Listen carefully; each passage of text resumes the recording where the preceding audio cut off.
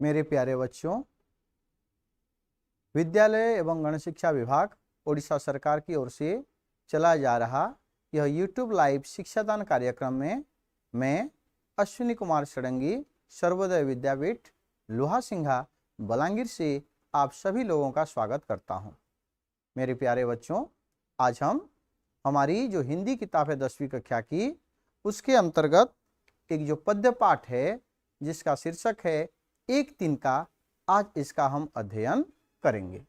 बच्चों देखिए, अभी आप जो फोटो चित्र देख रहे हैं वो है हिंदी के बहुत बड़े महान विख्यात कवि अयोध्या सिंह उपाध्याय हरिओत जी। आइए पद्य पढ़ने से पहले इनके जीवन के बारे में थोड़ा सा जानकारी प्राप्त कर लेते हैं। बच्चों, अयोध्या सिंह उपाध्याय हरिओत, इनका जन्म उत्तर प्रदेश के आजमगढ़ जिले के निजामाबाद नामक कस्बे में सन 1865 में हुआ था। याद रखिए, हमारा जो उत्तर प्रदेश है भारत का, वहाँ के आजमगढ़ जिला और निजामाबाद कस्बा, इसमें उनका जन्म हुआ था सन 1865 में। स्कूली शिक्षा समाप्त करके वे सरकारी नौकरी में लग गए थे। बच्चों, वे हिंदी के, संस्कृत तथा फारसी के वे अच्छे ज्ञानी थे। इन भाषाओं के ऊपर इनका मजबूत पकड़ था। वे हिंदू विश्वविद्यालय जो कि वाराणसी में स्थित है, जो कि भारत का एक जाना माना प्रसिद्ध विश्वविद्यालय है, उसी में वो अध्यापक भी रहे। हरिओत जी खड़ी बोली हिंदी यानी कि जो आधुनिक हिंदी है, जिसका रूप के बारे में हम जानते हैं, जिसको हम अध्ययन कर रहे हैं, उसी खड़ी बोली हिंदी के प्रथम कवियों में से थे। उनकी भाषा बहुत ही सरल, मुहावरेदार और भावगर्भक होती है। बहुत सरल सुंदर भाषा में वो कविताएं लिखते थे। तो बच्चों, उनकी जो प्रमुख रचनाएं हैं, ध्यान दीजिए कौन कौन सी प्रमुख रचनाएं हैं। वो है प्रिय प्रवास, वैदेही वनवास, कर्मवीर, रस कलश, चोखे चौपदे, चुपते चौपदे आदि बहुत सारे प्रसिद्ध रचनाएं कवि जी को, अयोध्या सिंह उपाध्याय हरिओत जी का देखने को मिलता है। ये है उस महान कवि अयोध्या सिंह उपाध्याय हरिओत जी का पटचित्र। आप ध्यान से देखिए ताकि आप पहचान पाएंगे। तो बच्चों, आज जो हम कविता पढ़ेंगे उसका शीर्षक है एक तिनका। एक तिनका। बच्चों देखिए, तिनका मतलब जो सूखी जो घास है उसे कहेंगे तिनका। बहुत ही छोटा होता, बहुत ही छोटा, शायद दिखाई भी न दे, इतना मतलब छोटा, जो कि आराम से हवा में उड़ करके चला आता है और हमारे आंखों में घुस जाता है। इस कविता के माध्यम से कवि हमें कौन सा संदेश देना चाहते हैं, थोड़ा सा हम जान लेते हैं ताकि कविता समझने में हमें आसानी हो। कविता का भावबोध क्या है? देखिए, ये छोटी सी कविता है, पर इसमें बड़े काम की चीज कवि हमें बता रहे हैं। इसमें एक बहुत छिपा हुआ एक संदेश है जिसकी ओर कवि हमें सूचित कर रहे हैं। हमें बता रहे हैं कि छोटी सी छोटी चीजें कैसे हमारे जीवन में भूचाल ला सकता है, इसके बारे में हमें जानकारी दे रहे हैं। छोटी छोटी चीजें ही हमारे जीवन को एकदम बदल देती हैं। मनुष्य को अपने पर बड़ा होने का गर्व नहीं करना चाहिए। हम बड़े हैं, हम ज्ञानी हैं, शिक्षित हैं, इस दुनिया के सर्वश्रेष्ठ जीव हैं, यह हमारे मन में जो भाव है, यह हमारे मन में गर्व या अहंकार पैदा करता है। लेकिन कवि कहते हैं कि मनुष्य को अपने ऊपर गर्व या अहंकार नहीं करना चाहिए। इसके लिए उन्होंने इस पद्य में तिनका के जो उदाहरण देकर हमें समझाने की कोशिश कर रहे हैं। कवि कहते हैं कि एक दिन घमंड में भरकर एकदम ऐंठे हुए वो तन करके छत के मुंडेर पर खड़े हुए थे। कहीं से एक तिनका उड़ करके हवा में आकर के उनकी आंखों में गिर गया। आंखों में जब गिर गया तो छटपटाने लगे, ठीक है ना, वो परेशान हो उठे, उनकी आंख जलने लगी, लाल होकर दुखने भी लगी। लेखक की ऐसी हालत देख करके बहुत सारे लोग आए उनके मदद करने के लिए हैं, और शायद जैसे तैसे किसी भी तरह से वह तिनका उनकी आंखों से चला गया और उनको आराम मिला, ठीक है ना। तो उनके मन में जो अकड़ थी, जो ऐंठ था, ठीक है ना, जो गर्भ था उस तिनके ने उस गर्भ को चूर चूर कर दिया। यानी कि कहने का मतलब ये है कि एक छोटा सा तिनका ही हमारे लिए काफी है हमारे घमंड को, हमारे गर्भ को चूर चूर करने के लिए। इसीलिए इस कविता के माध्यम से कवि ये संदेश देने की कोशिश कर रहे हैं कि किसी भी छोटी चीज को हमें अनदेखा करना नहीं चाहिए, ठीक है ना। हमारे मन में हमें बड़े होने का जो गर्व है इसे पालना नहीं चाहिए। तो बच्चों आइए हम विस्तृत रूप से इस कविता को पढ़ते हैं और समझने की कोशिश करते हैं। देखिए ये आपके किताब में दिया हुआ एक कविता है। चलिए हम इसको पढ़ते हैं। मैं घमंडों में भरा ऐंठा हुआ, एक दिन जब था मुंडेर पर खड़ा, अचानक दूर से उड़ता हुआ एक तिनका आंखों में मेरी पड़ा। यहां मैं मतलब कवि खुद कह रहे हैं, ठीक है ना। यहां मैं का मतलब कवि। तो मैं घमंडों में भरा ऐंठा हुआ, एक दिन कवि बहुत ही घमंड से भरे हुए ऐंठ करके, ठीक है ना बेटे, ऐंठ मतलब अकड़ करके, ठीक है ना। अपने ऊपर जो गर्व होता है हमें वो छाती मतलब फुला के हम गर्व करते हैं, ठीक है ना, और मूंछों पर ताव देते हैं, ये गर्व की निशानी है, ठीक है बच्चों। ऐसा नहीं करना चाहिए, किसी भी इंसान को अपने मन में अपने हृदय में गर्व को पालना नहीं चाहिए, अहंकार को अपने मन में स्थान नहीं देना चाहिए। तो कवि घमंड से भरे हुए ऐंठ करके, ठीक है ना, घमंड मतलब गर्व या अहंकार, लिखा हुआ है देख लीजिए, गर्व से अहंकार से भरकर वो ऐंठ करके अकड़ करके खड़े थे। कहां पर खड़े थे? मुंडेर पर। देखिए ये चित्र में ये कवि हैं, ये प्रतीकात्मक रूप से आपको दिखाया गया है, आपके समझने के लिए चित्र दिया गया है। तो ये कवि हैं, वो ऐंठ करके छत के मुंडेर पर वो खड़े थे। ये है मुंडेर, यानी कि हमारा जो छत होता है जो घर का, उसका जो बाहरी हिस्सा जो निकला हुआ होता है, ठीक है ना, जिसे हम बालकोनी भी कहते हैं, वहां पर कवि खड़े हुए हैं मुंडेर पर, ठीक है। मुंडेर मतलब दीवार का सबसे ऊपरी भाग से जो छत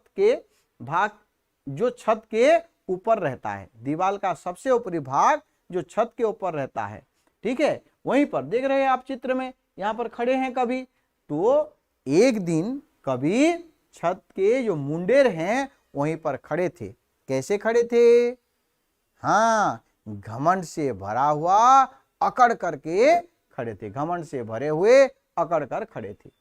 इसी वक्त क्या हुआ, कहीं दूर से अचानक एक तिनका उड़ता हुआ हवा में आया, ठीक है ना। हवा जो तिनका है सूखी घास, बिल्कुल बहुत छोटी सी चीज है, छोटी सी घास, उसे दिखाई आंखों में भी दिखाई नहीं देता, वो दूर से उड़ता हुआ आया और उनकी आंख में वह पड़ गया, वह तिनका गिर गया उनकी आंखों में, ठीक है बच्चों।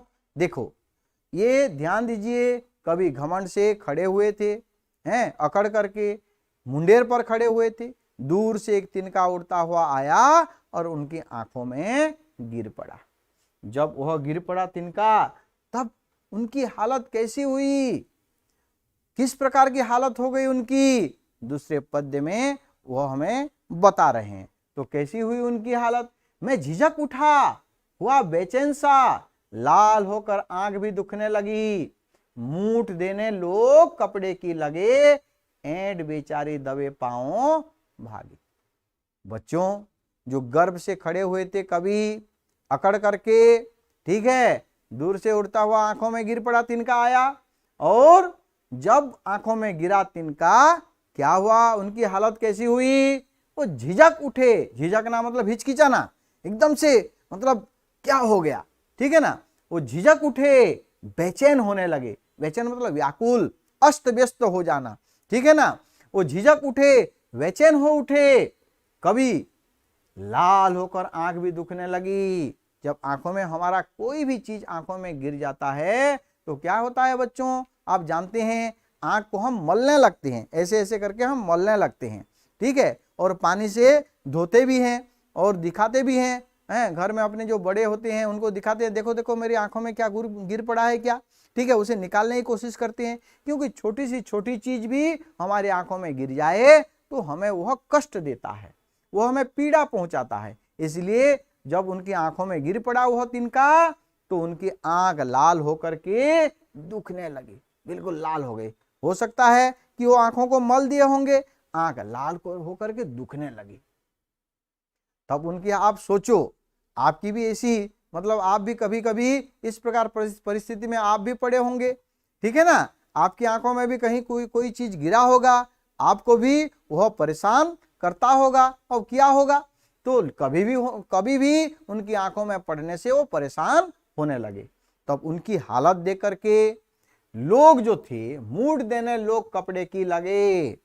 मूड देना मतलब कपड़े का गुब्बारा बनाकर जो आंखों को सेकते हैं। बच्चों, खास करके जब हम छोटे होते हैं, जब कभी कोई तिनका हमारे आंखों में गिर पड़ता है, हमारी माँ करके क्या करती है, तो उनकी आंचल को ऐसे कपड़ों के ऐसे गोल बना देती है और क्या करती हैं, ऐसे मुंह से ऐसे करके वो आंखों में सेंकने लगती है। ये मूड देना, ठीक है, कपड़े का गुब्बारा बनाकर आंखों में सेंकना। तो ऐसे ऐसे सेंकते हैं, ठीक है, तो आराम पहुंचाने के लिए। तो उनके जो आसपास के जो लोग थे, उनके घर में जो थे, पड़ोसी जो थे, सब आकर के उनके चाहने वाले, उनके भला चाहने वाले लोग आकर के उनके कपड़े की मूड बनाकर सेंकने लगे। देखिए ये चित्र में ये सेंक रहे हैं ना, ये लोग सेंक रहे हैं उनकी आंखों को, कपड़े की जो गुब्बारा बना करके सेंक रहे हैं।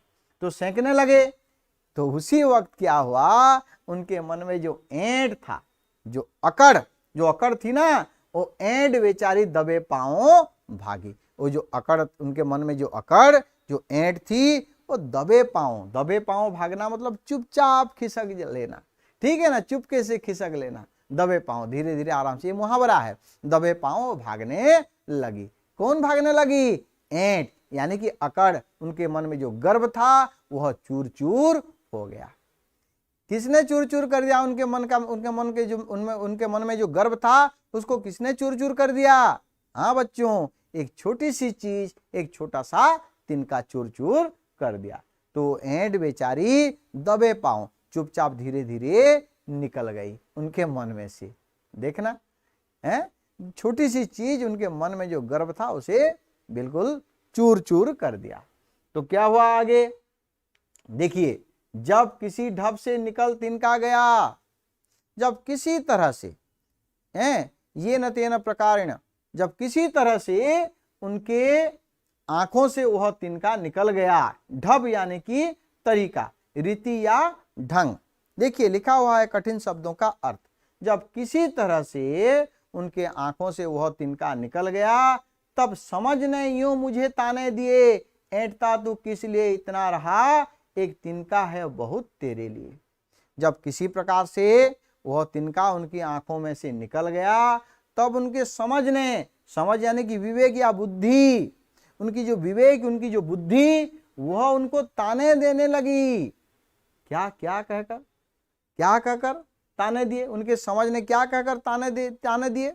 ताना ये दिया कि ऐंठता तू किस लिए इतना रहा, रे मानव तू किस लिए इतना ऐंठ रहा था, तू किस लिए इतना अकड़ रहा था, तू किस लिए इतना गर्व कर रहा था। तेरे गर्व को, तेरे अहंकार को, तेरे घमंड को चूर चूर करने के लिए एक तिनका काफी है। एक छोटी सी तिनका तेरे घमंड को चूर चूर कर सकता है। इसलिए इतना घमंड करना, मनुष्य होने पर अपने आप पर इतना घमंड करना, ये अच्छी बात नहीं है। यानी कहने का मतलब ये है, मनुष्य को किसी भी परिस्थिति में घमंड या अहंकार नहीं करना चाहिए, क्योंकि हमारे घमंड को चूर चूर करने के लिए एक तिनका, एक छोटी सी चीज भी काफी है। इसलिए बच्चों, आप कभी भी अपने मन में घमंड को स्थान मत दीजिए। घमंड करना किसी भी इंसान के लिए वो अच्छा स्वभाव नहीं है। देखा ना आप लोगों ने किस तरह से एक तिनका, एक छोटी सी चीज, लेखक का जो अकड़ था, जो घमंड था, उसे चूर चूर कर दिया। तब उनके विवेक, उनकी जो बुद्धि, सद्बुद्धि, वह बिल्कुल जागने लगी और ताना देने लगी कि रे मानव, इतना अकड़ना, इतना घमंड करना अच्छी बात नहीं है। तो बच्चों, आशा करता हूं आप ये कविता समझ गए होंगे, ठीक है ना। तो आइए हम इसके जो प्रश्न है, आपके किताब में जो प्रश्न दिया हुआ है, उसकी चर्चा हम करते हैं। देखिए ये प्रश्न है, निम्नलिखित प्रश्नों के उत्तर 2-3 वाक्यों में दीजिए। आपको इनके उत्तर 2 या 3 वाक्यों में लिखना है, जिसके लिए आपको 5 नंबर मिलेंगे। ठीक है बच्चों, ज्यादा नहीं कि कम नहीं, आराम से अच्छी तरीके से आप जो भी लिखेंगे ठीक ठीक लिखेंगे, इधर उधर नहीं। जो आपको प्रश्न में पूछा गया हो उतना ही आपको लिखना है, ताकि परीक्षक जब जांच करे तो सही सही उतना ही नंबर दे। देखिए क्या लिखा है, जो पहला प्रश्न है क, एक दिन कवि को क्या हो गया? क्या हो गया बच्चों? कवि एक दिन कहां खड़े थे? हाँ, छत के मुंडेर पर गर्व से अकड़ करके सीना तान करके खड़े थे। तब कहीं से उड़ता हुआ, दूर कहीं से उड़ता हुआ हवा में एक तिनका आया और उनकी आंखों में गिर पड़ा। आंखों में गिरने के कारण उन्हें कष्ट हुआ, ठीक है ना, उनकी आंख दुखने लगी, लाल भी हो गई। ये हुआ, यानी कि तिनका उड़ने के कारण, तिनका उड़कर आया और गिरने के कारण उनकी जो दशा वो बिगड़ गई। ठीक है, उनकी दशा बिगड़ गई। आंखों में तिनका पड़ने पर घमंड की क्या दशा हुई? जब आंखों में दूर से कहीं उड़ता हुआ एक छोटा सा तिनका आया और कवि की आंखों में गिर पड़ा, उनके मन में जो घमंड था वह चूर चूर हो गया।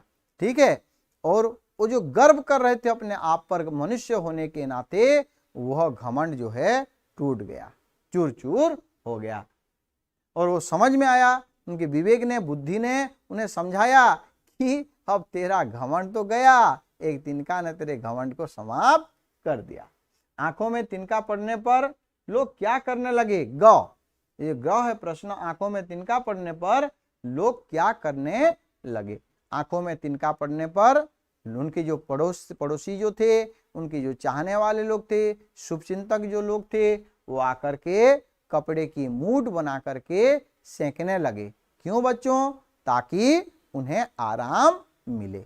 ठीक है, जो आंखों में जो सूजन था, आंख जो लाल हो गई थी, आंख जो दुखने लगी थी, कपड़े की सेंक देने के कारण उन्हें आराम मिले, इसलिए लोग आकर सेंकने लगे।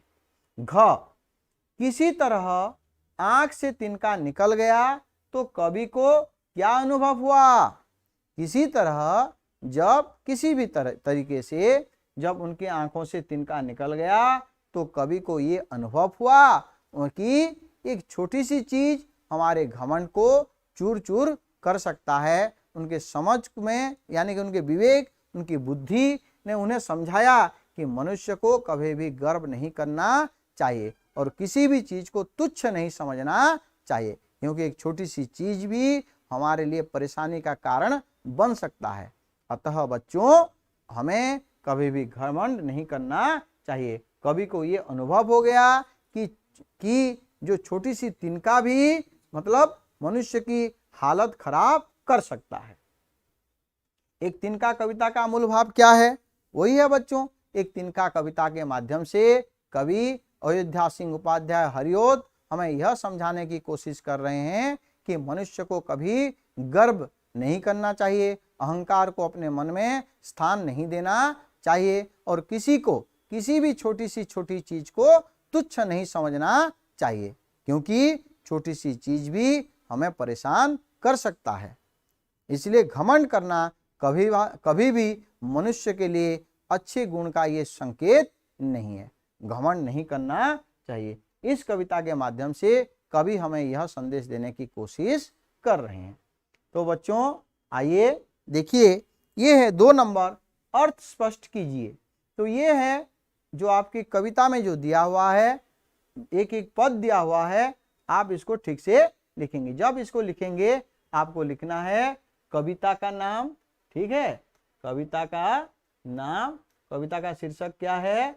एक तिनका। और फिर आपको यहां लिखना है, एक तिनका, फिर कवि का नाम,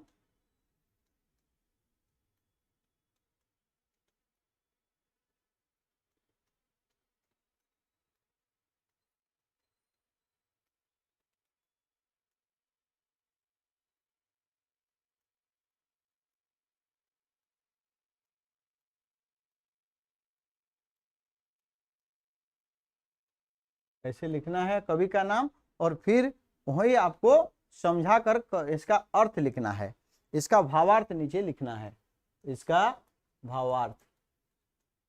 भावार्थ आप लिखेंगे। ऐसे करके आप लिखेंगे कविता का नाम, कवि का नाम, फिर भावार्थ। आप लिखेंगे घमंडों से भरा ऐंठा हुआ एक दिन जब था मुंडेर पर खड़ा। तो इस कविता के एक तिनका के माध्यम, एक तिनका के कवि अयोध्या सिंह उपाध्याय हरिओत ये हमें समझाने की कोशिश कर रहे हैं, जब वो कवि एक दिन जब वो मुंडेर पर घमंड से अकड़ करके वो खड़े थे, ऐंठ करके खड़े थे, तब कहीं से एक तिनका उड़ करके आया और उनकी आंखों में गिर पड़ा। यानी कि वो घमंड करने के कारण, उनके घमंड को चूर चूर करने के कारण एक तिनका उन्हें जो सबक सिखाया, ठीक है ना, उसी की ओर इशारा कर रहे हैं। मुंडेर पर खड़े थे और घमंड से भरे हुए थे, इस चीज को आपको लिखना है यहीं पर। तो दूसरा नंबर, मैं झिझक उठा हुआ बेचैन सा, लाल होकर आंख भी दुखने लगी। इसको भी आप जब लिखेंगे तो इसी प्रकार समझा कर लिखेंगे। कविता का नाम एक तिनका, कवि का नाम अयोध्या सिंह उपाध्याय हरिओत, और फिर भावार्थ में आप लिखेंगे, क्योंकि आप ये अर्थ को स्पष्ट कर रहे हैं इसलिए आपको इस तरीके से लिखना है। तो 3 पॉइंट देकर के आपको लिखना है। जब कवि मुंडेर पर खड़े थे अकड़ करके, तिनका आकर उनकी आंखों में गिर पड़ा, जब गिर पड़ा उनकी जो हालत हुई इसी में वर्णन किया गया है। कौन सी कैसी हालत हुई? मैं झिझक उठा, तिनका पढ़ने के कारण कभी झिझक उठे, बेचैन होने लगे और लाल होकर उनकी आंख भी दुखने लगी। ठीक है, आंखों की क्या दशा हुई, उनकी क्या दशा हुई, लाल आंखों लाल हो गई और आंख दुखने लगी। इसी प्रकार से आपको लिखना है। तो गौ नंबर, ऐंठता तू किस लिए इतना रहा, एक दिन का बहुत है तेरे लिए। तो इसी प्रकार से आप लिखेंगे और भावार्थ में लिखेंगे, रे मानव, कवि इस पद के माध्यम से ये समझाने की कोशिश कर रहे हैं कि मनुष्य के लिए घमंड करना अच्छा स्वभाव नहीं है। इसलिए तिनका जब आंखों में गिर पड़ा कवि का, तो उनकी हालत, उनकी दशा बहुत ही खराब हो गई, और फिर उनके समझ में जब किसी तरीके से वह तिनका उनकी आंखों से निकल गया, तब उनकी समझ ने, उनकी विवेक ने, उनकी बुद्धि ने उन्हें समझाते हुए कहा, रे मानव, तू इतना क्यों ऐंठ रहा है, इतना ऐंठना, इतना गर्व करना ये अच्छी बात नहीं है, क्योंकि तेरे घमंड को चूर चूर करने के लिए एक तिनका काफी है। इसी बात की ओर यहां पर इशारा किया गया है। बच्चों, आइए हम देखते हैं और एक प्रश्न। निम्नलिखित प्रश्नों के उत्तर एक एक वाक्य में दीजिए। ये इसमें आपको 1 या 2 नंबर मिलेंगे, तो आप इसको छोटा करके लिखेंगे। एक तिनका कविता के कवि का नाम क्या है? हाँ बच्चों, आपको पता होगा, बहुत लंबा सा नाम है। ठीक है क्या है? अयोध्या सिंह उपाध्याय हरिओत। देखिए, लंबा सा नाम है, अयोध्या सिंह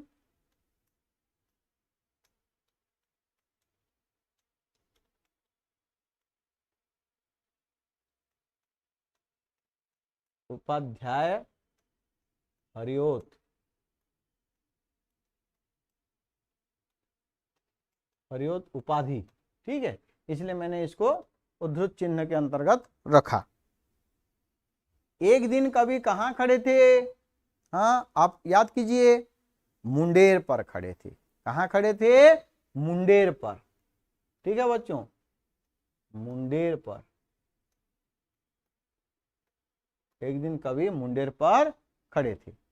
अचानक क्या हुआ? अचानक एक तिनका उड़ करके आया और उनकी आंखों में गिर पड़ा। एक तिनका उड़ करके आया और उनकी आंखों में गिर पड़ा। तो बच्चों, अगला प्रश्न है, कौन दबे पांव भागी? हाँ, कौन दबे पांव भागी? उनकी जो घमंड, ठीक है ना, उनके मन में जो गर्व था, उनके मन में जो ऐंठ था, वह दबे पांव भाग गई। देखिए, पद्य में पूरा लिखा हुआ है। ये देखिए, ऐंठ बेचारी दबे पांव भागी। कौन बेचारी? ऐंठ बेचारी। यानी कि वो जो उनके मन में जो गर्व था वह दबे पांव चुपके से निकल लिया। ठीक है, दबे पांव भाग गई। कौन? ऐंठ। घमंड, घमंडी के घमंड को दूर करने के लिए क्या बहुत है? यहां पर घमंडी कौन है? कवि, क्योंकि वो घमंड कर खड़े थे। घमंडी, घमंडी के घमंड को दूर करने के लिए एक तिनका बहुत है। एक छोटी सी चीज तिनका बहुत है। तो ये था हमारा प्रश्न। आशा करता हूं आप समझ गए होंगे और उनके जितने भी प्रश्न हैं आप सभी का उत्तर लिखिए और अपने विद्यालय के जो गुरुजी हैं, विद्यालय के गुरुजी को दिखाइए। ठीक है, और घर में आप इसका अध्ययन करिए, बार बार अध्ययन कीजिए और इसका अभ्यास कीजिए। और जो भी समझ में ना आया हो आप विद्यालय के गुरुजी से पूछेंगे और ये वीडियो को भी आप फिर से चलाकर आप देख सकते हैं। तो बच्चों आज के लिए